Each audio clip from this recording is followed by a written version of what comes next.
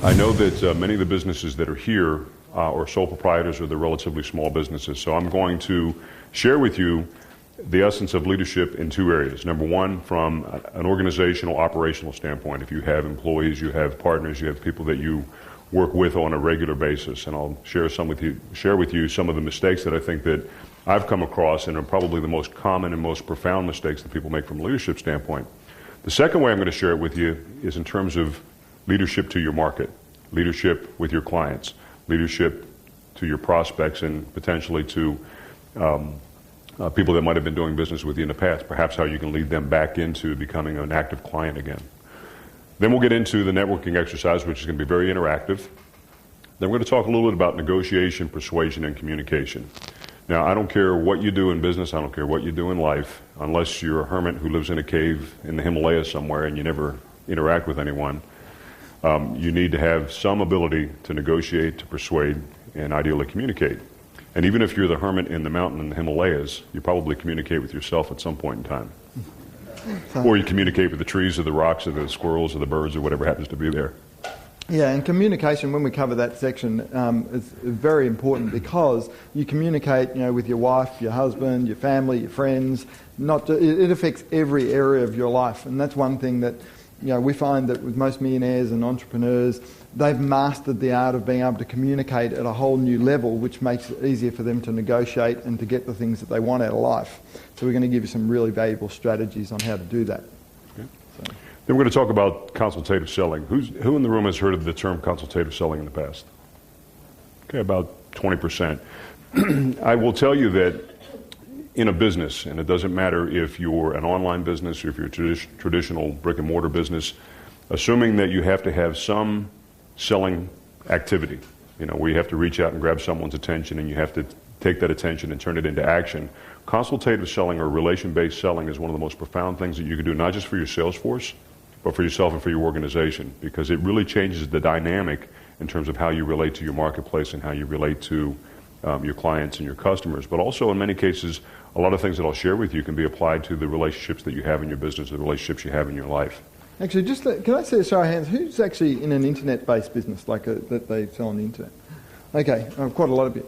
All right, because one of the things when it comes to the consultative selling and the relationship selling that we can talk about is that what the latest trends are from an internet point of view is that the general public want an experience like they actually went into a retail store or they went into a normal business. So you have to be able to replicate that in your internet business, because people that even buy off eBay, the stores that replicate what a normal purchase would be like for somebody to go in and purchase it from a Myer or David Jones or whatever, that purchase, that whole process, that's what they're looking for online. Yeah. So you have to be able to take a lot of that and transfer it to what you would do online now. Right. So the things we're going to really relevant. In fact, I know about 20 or 25% of the people raised their hand yesterday when I asked if they know Jay Abraham. And as great as Jay is at marketing, and Jay's a tremendous proponent and advocate of marketing, Jay will tell you that consultative selling is one of the most profound things that you can do for your business, even though he doesn't teach it. Okay, when we do seminars or when I've spoken for Jay in the past, I've taught it for him. But even Jay, as great as he is as a marketer, understands the value and benefit of being able to sell based on a relationship that's been cultivated over time and with a position as being a strategic advisor. Then we're going to get into some strategic marketing elements. We're going to talk a little bit about testing, and then we have Brett. Where are you at, Brett? Oh, he just left. Okay, Brett's going to talk with you a little bit and share some great insights with you on copywriting, which is another element of business, but also another element of marketing that you at least have to be. You don't necessarily have to be a great copywriter. You have to be able to recognize good copy. Now, if you're a business that is a copy-driven business, meaning you have a lot of advertising, in most cases it's probably good either to hire a copywriter or to become a copywriter, or at least become reasonably proficient. I can write copy. I don't consider myself a great copywriter, but I can recognize good copy. And at the very least, that's something you want to have in your repertoire of skills as a business owner. And then the last thing, as I mentioned yesterday, we're going to get into unique value proposition. I'm going to give you not only an overview of what it is, I'll give you a couple of handouts, but I'll also give you something for your homework that you can take home that will actually deepen your articulation of your unique value proposition. Because if you take nothing else away from this seminar other than the 10X thing that I mentioned to you yesterday, and I think this is a component of 10X, if you can distinguish yourself in your marketplace, where you become the obvious solution, where you become the go-to provider of goods or services or a benefit or an opportunity to your marketplace, you will forever have the opportunity to be competitive. And to the degree that you don't do that, you're destined for obsolescence. Competition is not going to get easier. It's going to get tougher. So we're going to speed through a lot of this stuff today. The first thing that we're going to jump into is leadership. But before we do that, Darren, is there anything that you would like to add about today's agenda? No, that's really it. Just put into, when we get you in the exercises, play full out, because often, because we have a diverse range of industries in here, often something that works in, say, an internet business or a manufacturing business can work just as effectively the same strategies, but in a retail business. So we're going to do a lot of cross-networking and strategy, and we're going to give you a lot of strategies to grow your business. So, you know, I'll share something with you, because I think Darren just brought up a great point. You know, there's a thing called industry incest that I run into a lot, where I do in my industry what my competitors do in my industry, but I try to do it just a little bit better. And eventually what happens, and you see entire industries that eventually will collapse because of that. You know, it becomes groupthink, and they look. And it's, you know, it's the analogy that I use is that, you know, it's like looking in a mirror, and you see exactly what you're doing, and, you know, you're going to see all your flaws, and you're going to see everything that looks familiar, and you're just going to keep doing the things that you do every day. You're going to shave the same way. You're going to put your makeup on the same way. But there's also the opposite analogy, which is like looking out a window. And when I teach innovation versus optimization, one of the things that I share is that if you want to optimize your business, look internally. Look inside your organization. Look inside your industry, because in most cases you can find a way to do something slightly better. But if you want to innovate your business, look outside your industry. Because if you look at a lot of the major breakthroughs for huge companies, the innovations that they came across didn't come from within their industry. They came either from looking at another application or looking at another industry that was doing something, and they adopted it to their business. So to me, optimization is certainly important, especially for people in manufacturing. I mean, you guys understand that as well as I do. It's something that in many cases can make the difference between survival and success. If you can just be a little bit more optimized in your business, you can have a little bit more margin, you can be a little bit more efficient in your processes. But in many cases, for a business to really make the quantum leap, to make the 10X improvement, it requires innovation. And a lot of times that comes outside your industry. The fact that we have such a diversified group of people gives you an opportunity to learn from what other people are doing in other industries and other markets and other places, and that's a perfect opportunity for innovation. All right, let's talk about the leverage of leadership. How to get more of what you want by helping others get what they want. I've been in business. I've been working longer than that, but what I consider business from a management standpoint, a leadership standpoint, a entrepreneurial standpoint for the better part of 30 years. And over the course of 30 years, I've had 4 or 5 really, really significant mentors. I mean, these are one-on-one mentors, people that I've worked with on a regular basis. And for whatever reason, you know, I was fortunate enough, I've had a couple people that kind of put their arm around me and said, hey kid, let me show you the way. Let me show you where you're going wrong. Let me show you what you need to do. Let me show you how to do it. And there was a man, his name was Joe Correa. And Joe was an interesting guy. I mean, he was about 15 years older than me. He was running a manufacturing division of a large company that I was working in, and he was a professionally trained musician. He had no business savvy, well, I shouldn't say he didn't have business savvy. He didn't have any business training. He never went to university, but he was one of the best leaders that I'd ever met. You know, he just had like this ability to get people to do what it was that they wanted. And when I started working with him, I asked him one day, I said, Joe, what is it that you do? I mean, where did you learn to do this? He said, well, I didn't go to business school. He said, in fact, you know, I went to music college. You know, I'm a professional drummer and trumpet player and all those kinds of things. He said, but I recognized early on in my career that if I kept one thing in mind, that it made all the difference. And that difference was never ask someone to do something that serves your values without giving them an opportunity and a way to serve their values in return. Right? Don't go and ask somebody to do something unless there's something in it for them. Don't go in there and say, hey, I need you to do this. You better do this. You got to do this now. Because essentially you become a dictator. You want to become a leader? here's what we have an opportunity to do. Let me tell you the reason why it's important to me, and let me share with you why it's important to you. This is what you'll get from it if you do. And that simple lesson served me for the last 30 years. Anytime I went into an organization, either as a leader or as a consultant or as an advisor, being able to recognize the fact that it's not just about me. If I want it to be just about me, I better do it myself. If I want it to be engaging, inspiring, and engaging to the other person, I have to be able to recognize their needs and their values. Now, yesterday we talked about values and values alignment. I shared with you the example of when I would go in and do strategic planning retreats, sometimes you would lose people from organizations because there was a misalignment of their values. As you get very clear about your values, I'd encourage you also to help the people around you that you work with in your organizations or your business partners, or in some cases strategic alliances or joint venture partners, get very clear about what their values are as well, because if you can articulate what it is that you're trying to do and how it benefits and serves their values, the more effective you will be in terms of getting their enthusiastic support, because they'll be doing it for their reasons. They won't be doing it for your reasons. Okay, essence of leadership. Number one, you have to have a clear vision. Now that seems pretty obvious, but and there's a proverb that says, where there is no vision, the people perish. Well, I'll give you, it's not a proverb, but I'll give you a spikeism, and that is, where there is no vision, the passion perishes as well. Because if people can't see beyond where they are right now, it's very difficult to be excited about coming back to work the next day, right? But if you can share with someone a vision of something better, of something grander, and share in that vision about how they will be benefited, about how they will be rewarded, about how they will be able to contribute and how it will serve their values, that vision becomes not only inspiring, it becomes compelling. It becomes propelling. It allows them to move from where they are, not for the reasons that you've given them, but for the reasons that they hold inside. Okay. Being able to see beyond the current situation, and the longer the horizon that you can see, the more effectively it is the more easy it is for you, and the more effectively you can be at setting strategic goals. Okay, if you can only see what's going on between now and the next 2 weeks, chances are you're going to be pretty tactical in your decision making, because you don't really have a good implementation of foresight. Remember yesterday we talked about trisight, foresight, insight, hindsight. Vision is about foresight, but being able to project in your mind, being able to project on paper, being able to project in your communication about what you expect to happen over time, and making that vision compelling not only for yourself but for others is a foundation for leadership.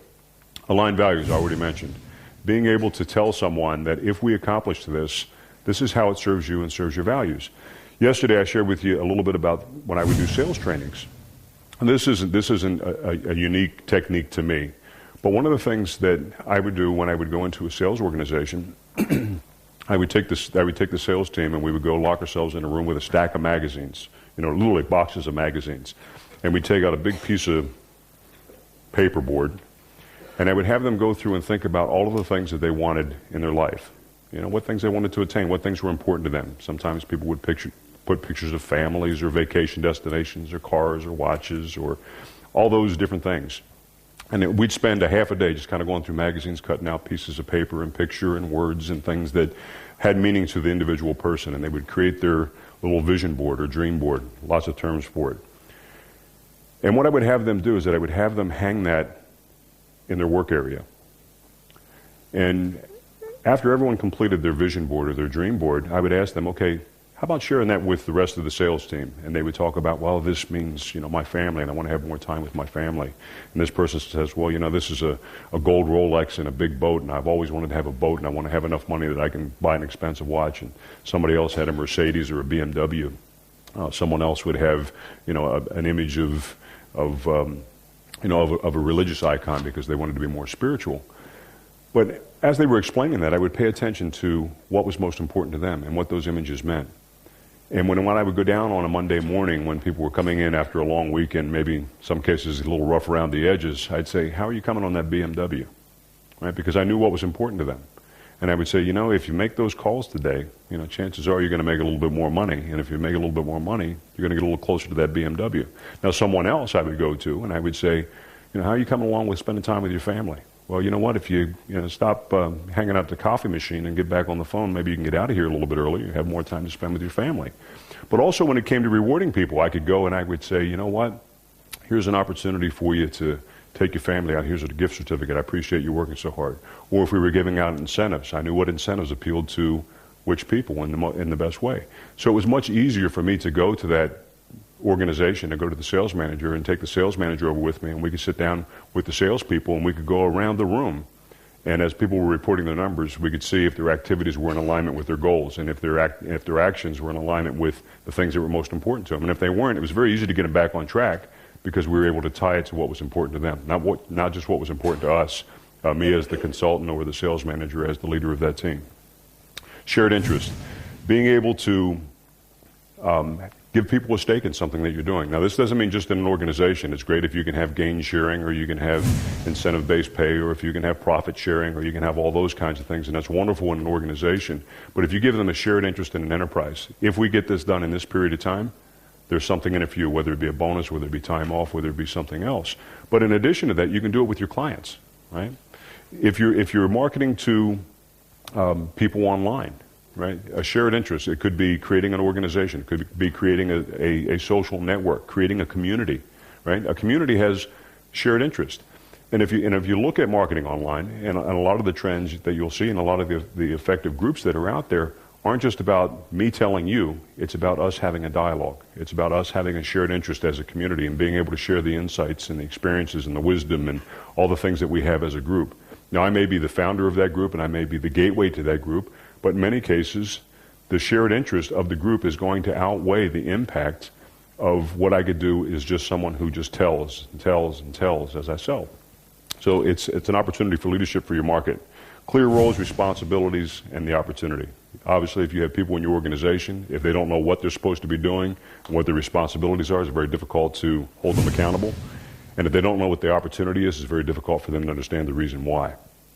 Okay? Trust. Okay? Trust is, besides vision, is the biggest element of leadership, in my opinion and in my experience, that you can have. And it's something that's sometimes not so fast to gain, but it's very easy to lose. But the way to earn trust is to be congruent. You know, just basically you do what you say you're going to do, you do it when you say you're going to do it, and you do it how you say you're going to do it. But also consistency. You know, you come to work one day, you're the nicest person in the world, you put your arm around your employees and you walk around and tell them how much you appreciate them, and the next day you walk in and kick them in the ass for no reason. Right? People will adapt to torture. They really will. I mean, people who have been in prison camps, have gotten to the point where they've been able to fall asleep while they're being tortured, as long as it was consistent. If it was delivered at a certain period of time every single day and it was delivered in the same way, they're able to adjust. They're able to adapt. Where people were driven mad by torture is where they got woken up in the middle of the night one day and got tortured and then put back, then 2 hours later they got tortured again, the next day they get tortured for 24 hours. There is no way for them to adapt. There's no consistency. So as a leader, one of your charges, one of your challenges, one of your opportunities is to be the same way every day. Now, it doesn't mean that you don't change. It doesn't mean that you can't be flexible, and it doesn't mean that you can't be adaptable. What it means is that you have to be consistent in terms of your approach. It means you have to be consistent in terms of your leadership skills. It means that you have to be consistent in terms of the way you deal with people. Okay, now this is more from an organization standpoint. It'll take just about 7 or 8 minutes, but I want to go through this. And this is based on, as I mentioned yesterday, I've worked with several thousand organizations through seminars. But on a direct basis, either as a consultant or as an executive, I know it's more than 200. I know it's more than 200. It's probably approaching 300, maybe slightly more. But this is based on all of my experience and all my conversations with other people who do what I do and do what I did when I did turnarounds, in terms of what are some of the greatest leadership mistakes. Now, hopefully, no one in this room, if you have an organization, has ever stumbled across one of these mistakes or made one of these mistakes. But I would venture to say there's probably someone in the city of Melbourne who has done this once or twice. Number one, creating an entourage as opposed to an organization. Does everyone know what an entourage is? Right? It's me and a bunch of my buddies who are walking around behind me telling me exactly what I want to hear, however I want to hear it, and doing exactly what I want to do, whether it's the right thing or not. And I'll tell you, it's quite comfortable. And I say, how do I look today? Oh, baby, you look sharp, man. How am I, how's my game today? You know what? You're on your game, man. You're at the top of your game. Well, in the meantime, the organization is spiraling downwards. I feel pretty good for a while. I feel pretty rewarded. Feel pretty satisfied. But at the same time, it becomes a formula for failure. If you want to build an organization and you want to have something that's not an entourage, give people an opportunity to give you straight feedback. Now, that doesn't mean they come in your office and cuss you out. But it does mean that you open up a frank dialogue. And if someone disagrees, that they have the opportunity and they have the right to disagree, respectfully as you want to make it, as frankly as you can take it, but you give them the opportunity to give you what you need to know from them. Number 2, a culture of crisis. Oh my God, every day. We have no money, we're going out of business. If we don't get this done today, at the end of the day, we're going to be out of business. We have to close the doors, you can't come back tomorrow. Okay, next day, new crisis. Eventually, people just get burned out. They get desensitized to it. And you can come in and you can scream and shout. You can holler fire. But eventually, if people don't smell smoke or if they don't see flames, you can hire fire all you want, and they're not going to react to it. So you can't have a culture of crisis. Now, there are times where there's significant events that happen in a business or in an organization, and you have to deal with it. You can't ignore it, and you have to be responsive to it. But at the same time, if every day there's a new crisis, and there is no consistency in terms of, well, you know what, we've kind of stabilized here and we're moving from stability and we're starting to move towards success. Okay, we have an obstacle and we have to deal with it and we move on. But if it's just a culture of crisis, people will collapse or they'll leave. Okay, fluidity versus flexibility. Talked yesterday about being flexible and being adaptable, right? Important. Everyone agree? Okay. Now, unless you're into Zen, you know, and like I said, I'm kind of a spiritual guy. I engage a lot of disciplines. And there's a place for fluidity. You know, there's a time, you know, where you want to be like water and you kind of be the soft thing that erodes and, you know, becomes the most powerful thing on earth, even though it's very soft. You know, water can erode a rock. But you don't want to be fluid in your business. And let me give you an example. I can take a garden hose and it's flexible. Okay, I can take it and I can guide it any way I want. Right? Turn it into a knot. Put it behind my back if I want. Now, if I take the water that's in that hose and I pour it in my hand, how much control do I have over that water? None. From a leadership standpoint, you want to be flexible, you don't want to be fluid. Make sense? Okay. Lack of clear direction and concise objectives.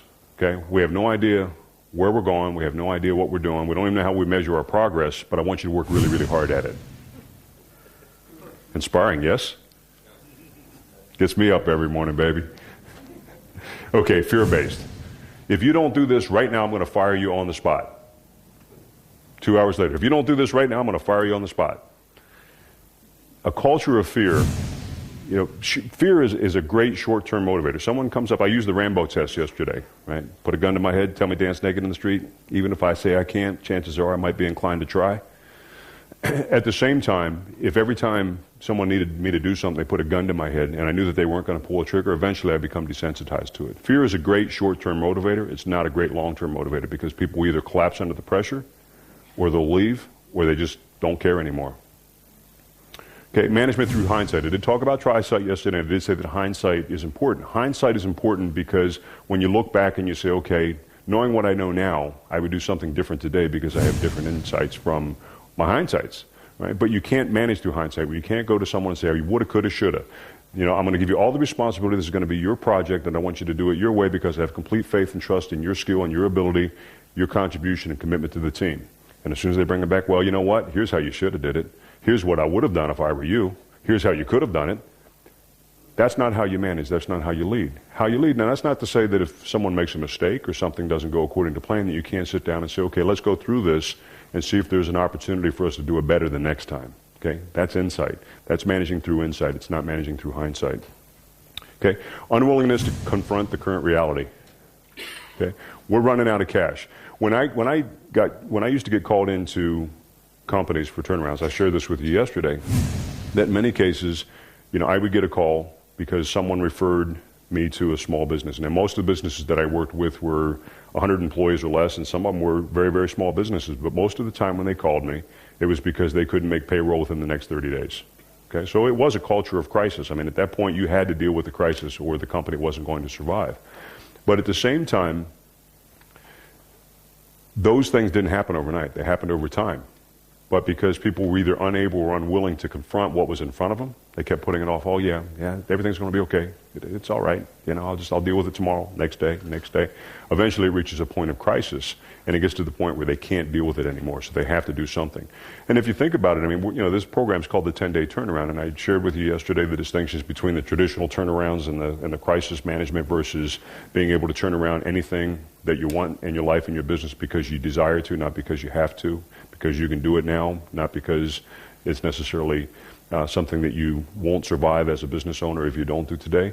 But at the same time, you want to make sure that you're confronting where you are in your business and being able to sit down and go through a SWOT analysis, so either on a business basis or a personal basis, and say, you know what, I got strengths.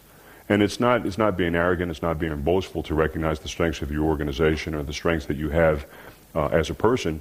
And it certainly isn't, or it shouldn't be, embarrassing to confront your weaknesses. There's lots of things that I'm not good at, and I'm okay with that. Because I think most weaknesses that I have, I probably could at least become proficient at if I wanted to invest the time. I could learn how to speak Chinese in maybe 30 years if I wanted to, but it's not the highest and best use of my time, right? But being able to confront the current reality in terms of where you are, what you're great at, what you're not so good at, where you need help, also becomes your opportunities. Now, when we get into networking here in a couple of moments, we're going to give you a different exercise for networking where we'll share with you. Being able to recognize some of the weaknesses or some of the gaps that you have in your game is a perfect opportunity for you to joint venture with someone. But jumping ahead. Last thing that I'll share with you is information and communication overload. The inability to separate the trivial from the significant or the essential. In manufacturing, there was a shift, like in the 1970s, where most people didn't measure anything, in terms of process control, to where they measured everything. Everything. They had more people that were measuring what was going on than they had people that were doing what should be going on. You have to be able to, and especially today because we have such ready access to information through the internet, we have a million emails. I literally, I'm staying with Darren while I'm here and staying in his guest home, and last night we had the power go off for a short period of time, and I was working on my computer and I had a significant amount of emails, but I usually go through my emails and kind of clean up everything before I go to sleep, but the power came back on, I thought, the heck with it, I'll read until I went to sleep. I got up this morning, I had 450 emails from the time I went to sleep. Now, some of them are junk, some of them are monitoring, some of them are things that I just didn't get to yesterday because I was at the program, but I remember when I used to get 20 emails and I used to think, man, how am I going to get back to all these things? But being able to understand that certain ones are essential, those are the ones that I read. Some that are kind of trivial, that's the, how to lose 10 pounds in 10 minutes and all that kind of stuff. There's a good book in that. Yeah, that's right. If only I could do it. But those types of things, I know that if I unsubscribe, I won't get it again. But taking the time to do it sometimes is a pain in the butt. But being able to separate the essential information from the trivial information is one of the essence or one of the essential elements of leadership. Okay, what we're going to do is we're going to talk about networking. Now, I call it exponential networking for a couple of reasons. One is a lot of times people think of networking as like, I don't want to do that. I got to go out and I got to collect business cards. I got to get business cards, and I'm just going to be meeting people. Well, when people feel that way, it's because they're not really doing it in a strategic fashion. Okay. And I'm not talking about just collecting business cards where you get as many business cards. I don't know. Have you ever been to a seminar where they give away prizes for the person who can collect the most business cards the fastest? Oh, isn't that great? And you get home and you throw them in a drawer and you never look at them? Right? We're not going to ask you to do that. When we talk about exponential networking, we're talking about being able to do it with an intention in mind and being able to recognize the gold that lies within your network and the gold that you can bring to your network and the value that you can bring to your network. There's a concept called the 6 degrees of separation. Anyone ever heard of it? Yes. Based on Stanley Milgram's work. Do you know how it came about? Okay, he was a social scientist, and one of the things that he wanted to do was to figure out, on average, how many people would you have to go through to meet someone that you didn't know at random? Okay? So what they did, they designed. Stanley Milgram, by the way, was the guy who designed the torture experiment. The experiment where people were told by someone in authority to keep turning up the electrical shocks until it got to the point of danger. Same guy.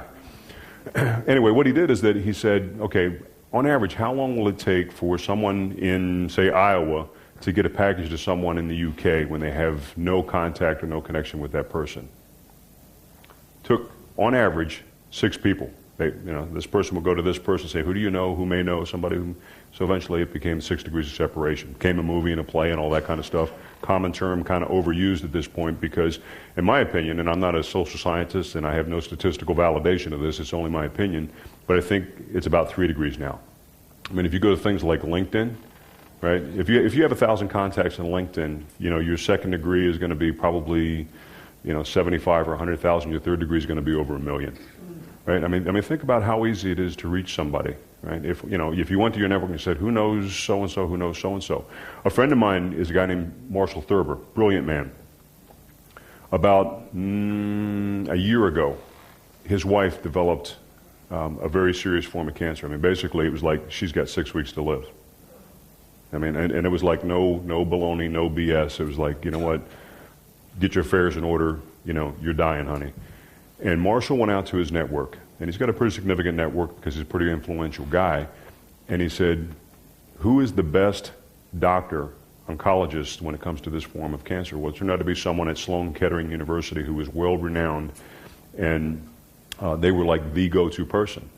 So Marshall says, okay, great, so I got to get to this person. Well, she doesn't even talk to people for a year. Okay, now his wife's got 6 weeks to live. You want to talk about urgency? You want to talk about something that's important? He went to his network, and within 24 hours, he had 6 people that had a personal relationship with that woman who were willing to call her and say, can you put her at the head of the list? That was over a year ago, and she's still alive today. Now, if you don't think that your network is significant, you're wrong. But here's the thing. Marshall, number one, when he created the network, he created a very significant network, and I'm going to give you some strategies of how to do that. But also, Marshall cultivated value to his network. They weren't just names, they weren't just business cards in a drawer. I mean, these were people that he was somewhat engaged with. And I'm going to talk about different ways you can do that. So, the first thing that you do with your network, your existing network and the network that you will build from this point forward, is to recognize that there's different levels of network. Okay, there's what I call centers of influence, which a lot of people know, like someone who knows somebody, and they have a lot of influence. Great potential joint venture partners. Find a way to create value for somebody who has influence with the marketplace and get them to either give you a testimonial, an endorsement, or an introduction to the marketplace. How powerful is that? Right? Especially for people online.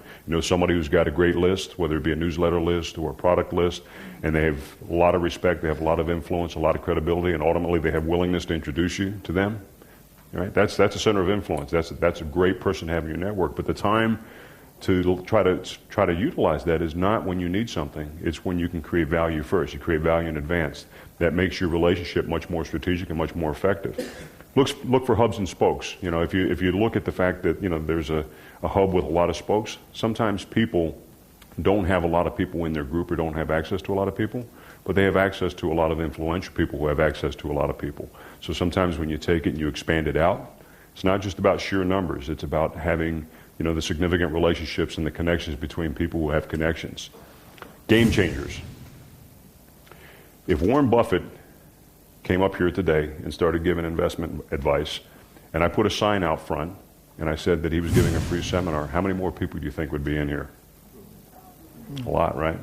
Now, if Warren Buffett stood up here and said, you know what, I get all my investment tips from Spike. What kind of seminars do you think I'd be giving? And how many people do you think would be here?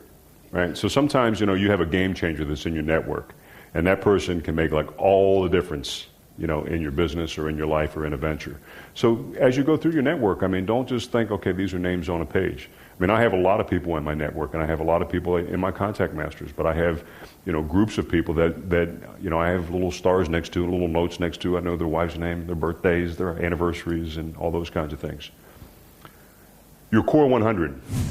It's funny because I made this joke, and it kind of came off, I think, insensitively, so forgive me, because I thought it was funny, and you may not, you may throw things at me, but I was doing a seminar about a month ago, and I was talking about like people who collect like contacts. They collect names on their Facebook and on their Twitter, and they got lots and lots and lots and lots and lots. And it's kind of fun, and it's kind of cool, can be very valuable, can be very lucrative if you know how to create value in that network. And I said to someone, or actually I said to the group, and I said, well, if it's just about collecting names, why don't we just take our, we'll both bring our names up here, we'll take our list, we'll lay them on the table, see who's got the biggest one. And it didn't go over very well. But what I'm saying is that Obviously didn't go well again. Scratch that one, Darren. But it's not about having a big list. It's not about just having sheer names. It's about being able to understand, what value resides in there and how you can create value with those people. So I have a core 100. Those are the 100 people in my life that, I know that have access to certain things that I may need, or access to certain things from an expertise standpoint that I may want to utilize. And those are the people that I want to make sure that I create value for and create value for on an ongoing basis. And most of those people are also people that I know that I can create value for. They're not just people that I'm going to utilize for my own benefit and not for other people. Okay, knowing the value of your network. Oh, I'm sorry. Movers in the middle of the night, for those of you who weren't here yesterday. Those are the people, like the half a dozen or dozen people that I know if I needed to move at 4 o'clock in the morning, I could call them up and they'd be at my house at 4:30 to help me move my couch. Okay, those are like, really, really, really, really close people. Knowing the value of your network. And this is what we're going to share with you as part of the exercise. It's not just the numbers of people that you have, it's knowing what expertise resides in your network and what needs reside in your network. Okay? If you know that someone is a world-famous brain surgeon and you need brain surgery, you're going to want to, you're going to want to know what their skill set is, but also you're going to want to know what they need so that you can create value and you can create benefit for them along the way. And one of the things that I would encourage you to do is that when you go back and you look at your contact master, you go back and you look at your network of people that you have already, make notes on what you think their skill sets are. Make notes on what you think their needs are. Because when we talk about joint ventures this afternoon, in many cases you're going to have a need for something that you can't hire because you can't afford it, or you're going to have a need for specialized knowledge that perhaps you can't distinguish or you don't have access from. But if you go through your network, even if those people in your network don't have that expertise, in many cases they'll know people who have that expertise. Brett, who's going to come up here this afternoon to talk about copywriting, 3 weeks ago I didn't know Brett. Met him through Darren. Mike, who's sitting in the back here, who's an AdWords expert, 3 days ago didn't know Mike. Right? He's, I knew a little bit of his work, but I didn't know him. Knew him through Darren. Right now, Darren, how good are you at AdWords? I'm hopeless. I'd go to Mike. There you go. See? Now, in this case, Darren's in my network. He's in my core 100. And if I would go to Darren, I'd say, who do you know that's great at AdWords? Guess who he'd go to? Mike. Now, if I would have tried to find Mike on my own, maybe I would have found him eventually, but I would have had to go through someone in order to kind of validate the fact that he was the guy in his space.